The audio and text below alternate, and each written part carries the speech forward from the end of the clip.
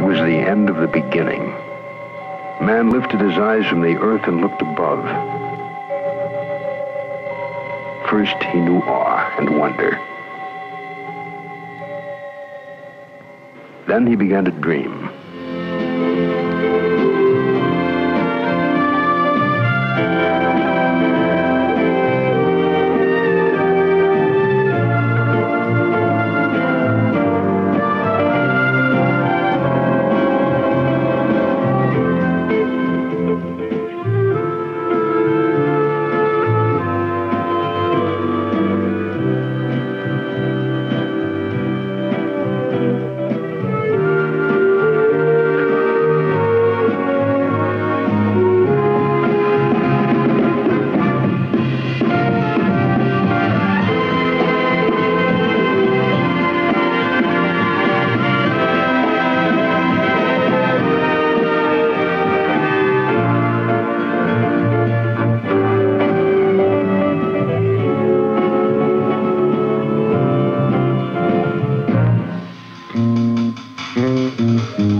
Lengthening journey, a continuing odyssey.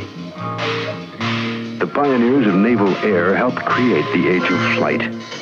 They led us away from the beginning, through the darkness of the unknown. They were rare men. On fragile ships of wood and wire, they rode their dreams into reality, into the present where they remain, their names alive among us still. Ellison, Rogers, Towers, Cunningham, Smith, Chevalier, Bellinger, Billingsley, Murray, Muston, McIlvaine, Richardson, Softly, Bronson, Whiting. They were called Eagles. The naval aviators of today are the direct descendants of the pioneers. Their wings a golden reminder of the past, the wings of eagles.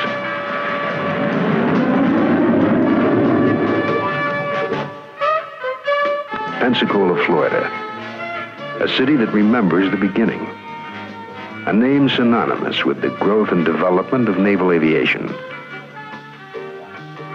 In the official chronology is recorded the following. January 20th, 1914. The aviation unit from Annapolis under Lieutenant J.H. Towers arrived in Pensacola to set up a flying school.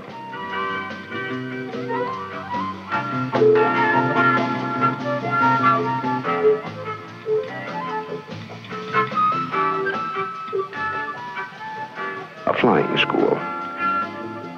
Since 1914, they have come here by the tens of thousands, flight students, inheritors of the dream.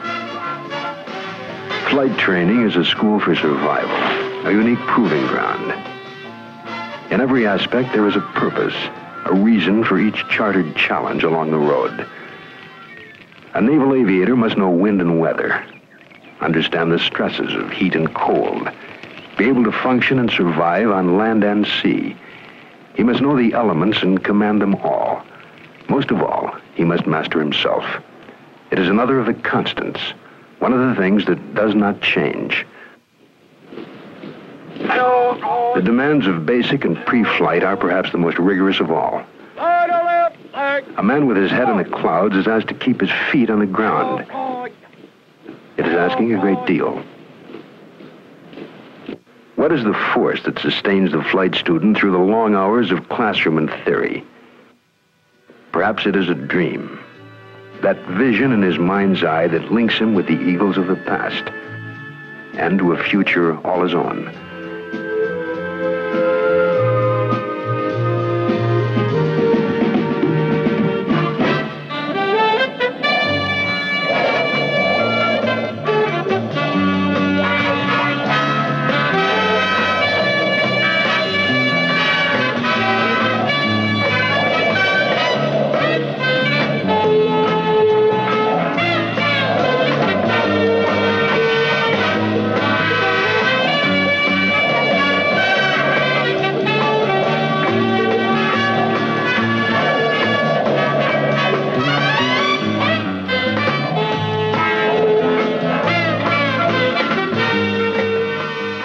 Andy Cunningham and Bill Driscoll are Eagles of today, pilot and radar intercept officer, RIO. They are the first dual aces, a designation hard won in skies over North Vietnam. They share their past with flight students of the present, the Eagles of the future. I'm sure Randy would agree with this. There are some things in the air combat maneuvering environment that are always the same, that don't change. There are certain attitudes and philosophies that were the same in World War I, in World War II, and today. There are some refinements and subtleties, of course, in the jet age that certainly did not exist back in the propeller age. But in the final analysis, it's one man in a machine versus another man in a machine. And there are certain things that we could talk about in fighter air-to-air tactics, and we could talk with a World War I fighter pilot or World War II fighter pilot, and the things that we would talk about would be almost exactly identically the same. We have a firm belief at the Navy Fighter Weapons School, the first man to see the other man is probably going to win, and if he doesn't win, he's probably not going to lose, be it on radar or be it through eyeball. Times have changed little since the time of Richthofen, Oswald Boca, Immelman, Galan, and since the time of McCampbell, the biggest difference that we face is that we only saw MiGs 3 times. And at one time, there was a massive MiGs up. But when McCampbell was flying, they had large formations going against large formations. They brought 100 and raised it 2. Man against man, plane against plane. It is a familiar litany. The past influences the present and affects the future. This is the true story of the Naval Aviation Museum, a progression of history that can be felt and heard as well as seen. Displaying superb airmanship and extraordinary heroism, inspiring leadership, the President of the United States, in the name of the Congress, takes pleasure in presenting the Medal of Honor, a record of brilliant successes in aerial combat achievement unsurpassed in this war, by courageous, determined, and inspiring efforts in the face of utmost danger. Within these walls, the span and scope of naval aviation becomes a single fabric, a three-dimensional tapestry that weaves and blends together across the years, ships and planes, men and events. It is a voyage through space, a trip in time. We make the journey guided by the eyes of eagles, men who with their lives wrote what will be found along the way. In November 1910, Eugene Ely, a civilian pilot flying a Curtiss Pusher, took off from a wooden platform built over the bow of the USS Birmingham, anchored in Hampton Roads. Naval aviation was underway. In the beginning, the tools at hand were barely adequate. The men were better, far better, than the machines. 8 years before Lindbergh, the NC-4 flies the Atlantic, bringing the world closer together. The Navy's first carrier, USS Langley, becomes the realization of commitment to the air, as well as the sea.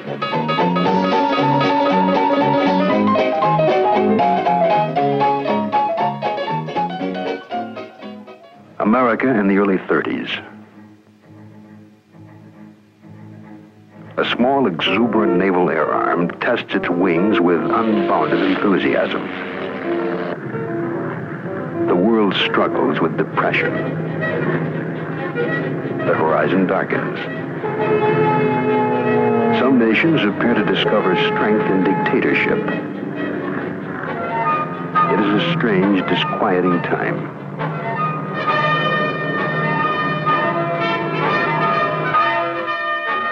A young man from Mount Willing, Alabama, patrolled the fringes of this twilight world from the cockpit of a PBY.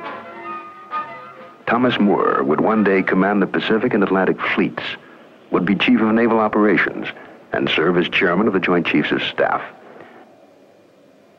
Such lofty heights were far away and unimagined. The year is 1941. In those days, without radar, all searches were by eye. And this meant two things. One, you could only search in the daytime. And two, one could only take a sector of about 9 or 10 degrees around the compass. For instance, this would have meant that it would take 36 aircraft on continuous patrol to cover the area in the approaches to Pearl Harbor. And consequently, the probability of detecting a specific ship under those conditions was very low.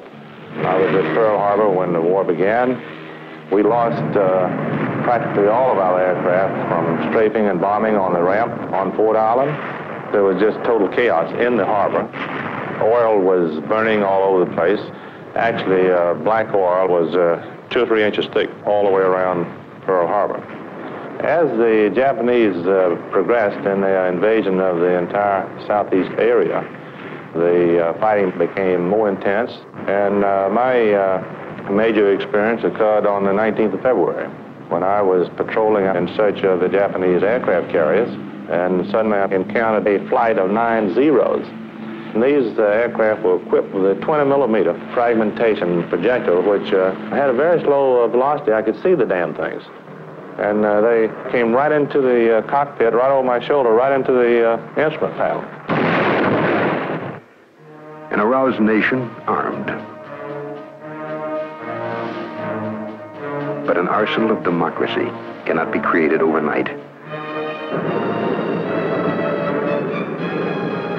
Flying from USS Hornet, Army Air Force B-25s strike at the home islands, at Tokyo itself.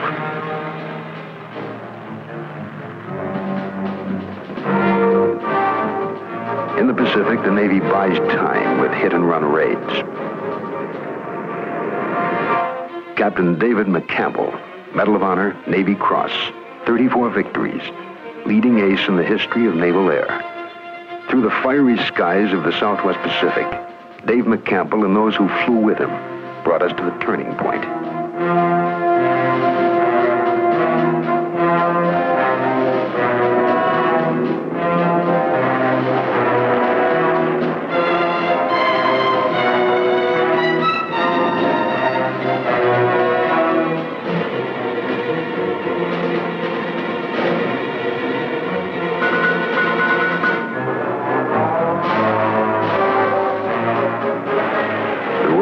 Of recovery begins. Guadalcanal, Bougainville, the Coral Sea, Midway, Rabaul, Tarawa, Kwajalein, Casablanca, Sicily, Salerno. Strange, exotic names in haunting counterpoint to scenes of violence and death. Carrier forces multiply, becoming vast armadas whose fleets of aircraft darken the skies and hasten the end. Normandy, Saipan, Leyte Gulf, Luzon, Guam, Iwo Jima, Okinawa, the Inland Sea. Names that will not be forgotten. Landmarks on the road to victory. For the carriers, most of them, the victory soon turns to silence. 165 aviation ships are on active service at war's end. The number quickly falls to less than 24. Yet men do not forget.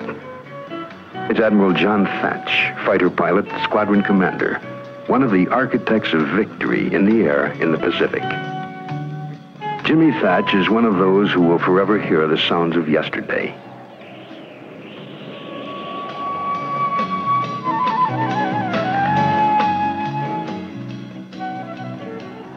On the port bow, Dave.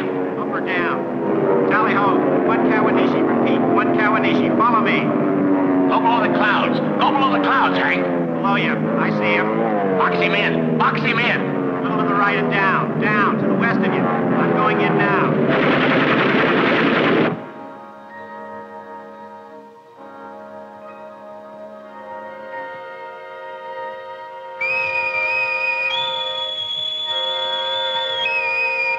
Flight quarters. Man your flight quarters stations.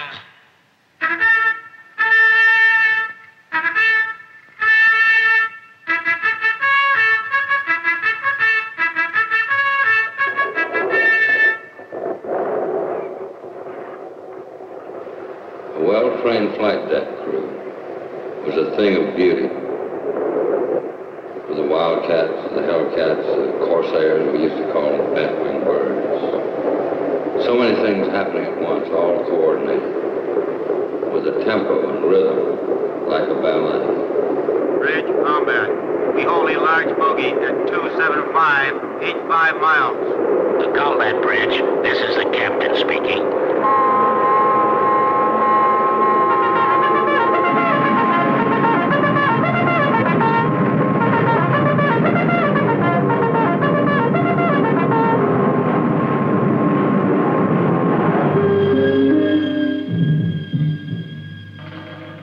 Remember,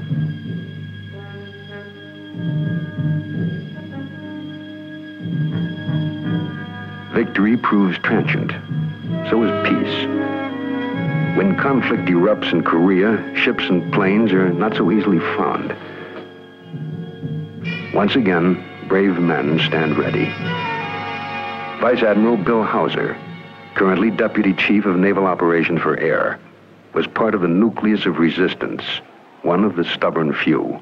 Corsair meant home to me at that time. It's a rugged airplane. It was fast for its time and powerful, very versatile. It served as a good fighter and as a good attack airplane or bomber. The Corsair was a veteran. It had survived World War II, and of course these were improved models of the same airplane. It was known as the bent wing, or the bent wing monster, the hog.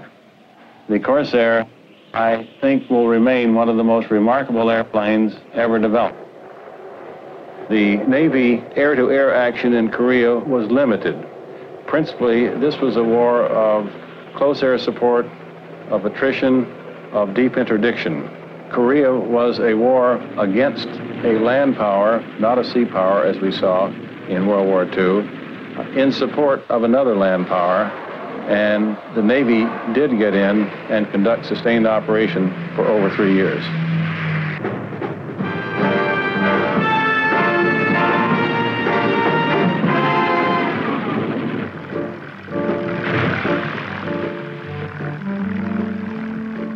Korea, a time of transition.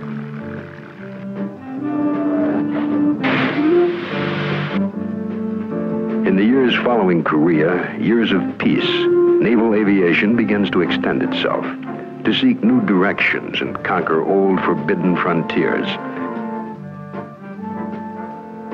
It is the genesis of an age of acceleration, records and research, experiment and exploration. It is a time when the improbable becomes routine.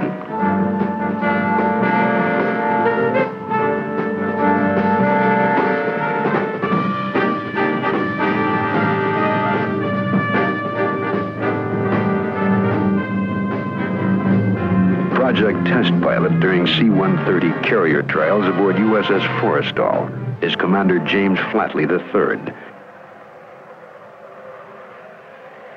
Famous son of a famous father, Admiral Jimmy Flatley, World War II ace and fighter tactician. Jim Flatley has logged more than 1,300 arrested carrier landings and commanded a squadron in Vietnam without the loss of a single aircraft. Father and son, the Flatleys symbolize the passing of the torch, the continuity of naval aviation from one generation to the next.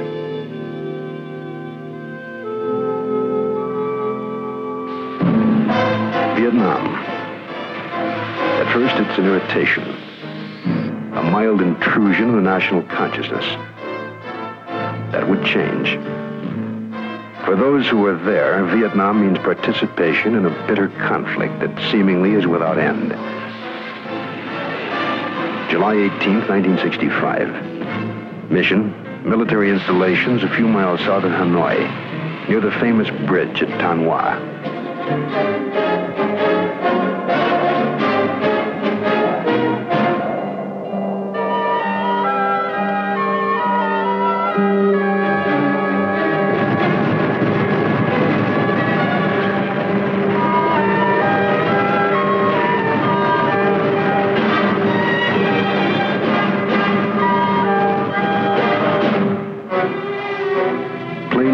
Return to the carriers. Commander Jerry Denton is not among those who come back. In the prison cages of North Vietnam, an eternity of enduring begins. With him, thousands of miles apart, others endure no less, their lives suspended in an agony of waiting. While for some the world stands still, for others the earth is but a point of departure and then a destination. Apollo lifts the heart of America and touches the soul of man.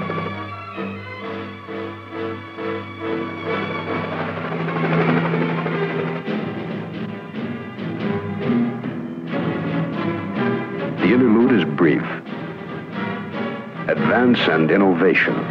Positive accomplishments are obscured in the swirling controversy of Vietnam.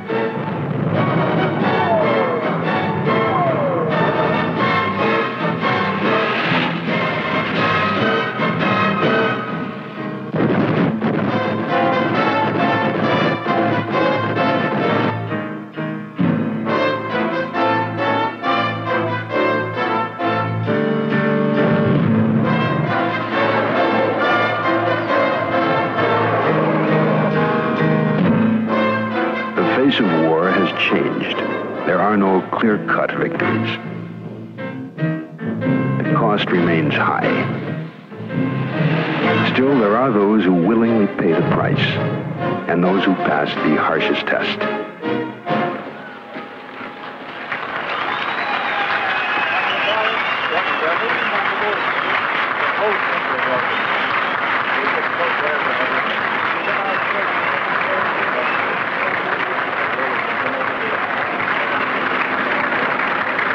The whole country welcomes you.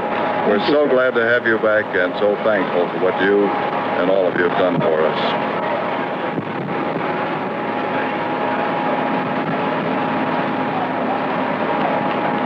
We are honored to have had the opportunity to serve our country under difficult circumstances.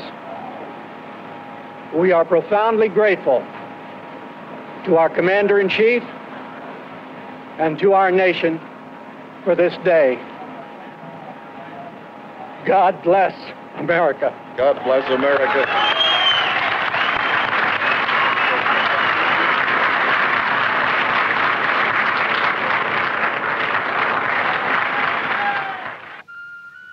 Triumph and tragedy. Often they are found in close proximity. These too will be a part of the new Naval Aviation Museum, part of a living heritage of the deeds of man. For machines, time is the enemy. Where are the ships and planes of yesterday? Gone, abandoned, neglected, forgotten. Most, but not all. The Naval Aviation Museum is a commitment to the rediscovery of history. History is a place. For the machines, a process of recovery begins. What is actually involved is more, much more, than the restoration of aircraft.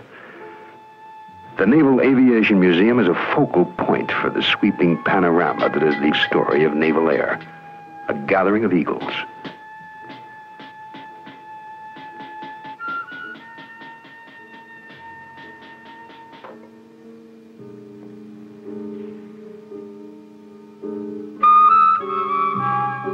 For the machines, skill and patience are given their reward.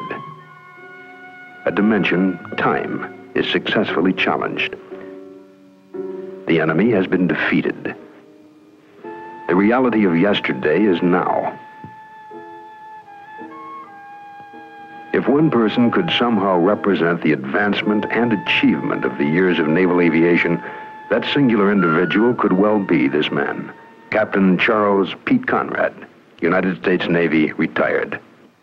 I actually started doing some of my first flying myself in the N3N as a boy.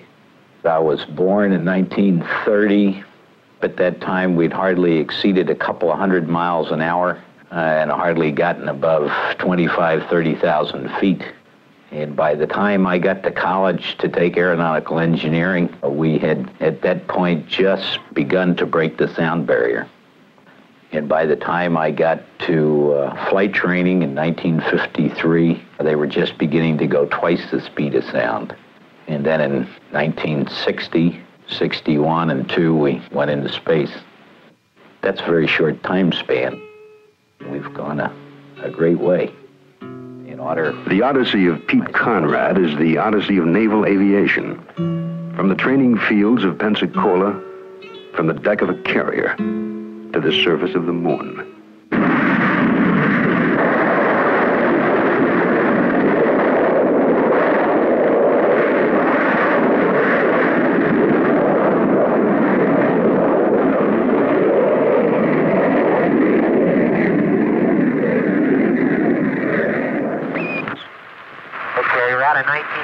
Feet. I got some kind of a horizon out there. I got some freighters too, but I don't know where I am yet. Okay. Antibi for P-64. Okay. I'm trying to cheat to look out there. I think I see my crater. Hey, baby. I'm not sure. Coming through 7. What's that? P-64, Pete. P-64. Pete, there it is. There it is! Oh my God, right down the middle of the road! Outstanding, Pete. Hey, it's targeted right in the center of the crater. Look out there. I can't believe it. Amazing! Fantastic! That's what I see sitting on the side of the crater. Real surveyor, huh? Real surveyor, yes, sir. Does that look neat? It can't be any further than 600 feet from here. I can walk quite well. Seems a little weird, I'll tell you. Hey, Al, you can work out here all day. Just take your time.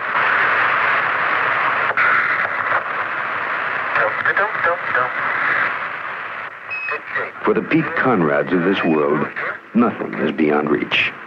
Don't block it. There are no barriers, just challenges. Only the planets are left in their precarious isolation. Beyond them, only the stars remain. Waiting. Waiting.